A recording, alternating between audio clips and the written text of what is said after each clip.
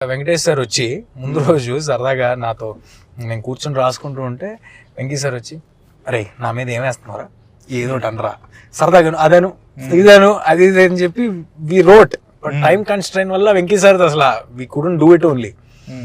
So అంత jovial గా heroes అందరూ అనిల్ గారు రావిపూడి గారు ఆయన తేజు ఏం చేద్దాం మనం నేను ఇలా అంటాను ఇంకేమైనా అందామా అని we were all doing. So it was all intimated informed well in advance just to make it a right.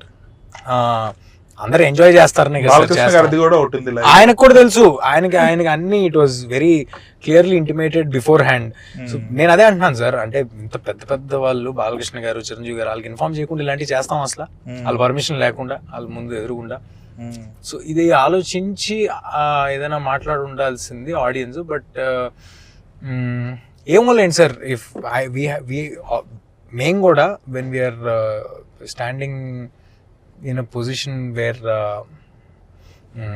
అందరూ చూసే పొజిషన్లో మేము ఉన్నప్పుడు ఈసారి నుంచి ఇంకా జాగ్రత్తగా ఉండాలి. అది కూడా చేయటం మానేయాలి, చాలా ఫార్మల్గా చేయాలి. ఒకవేళ చేస్తే విచ్ ఇస్ నాట్ నెసరీ, అంత ఫార్మల్గా చేయాల్సిన అవసరం ఉంది, దాని వల్ల మానేయటం బెటర్. యా.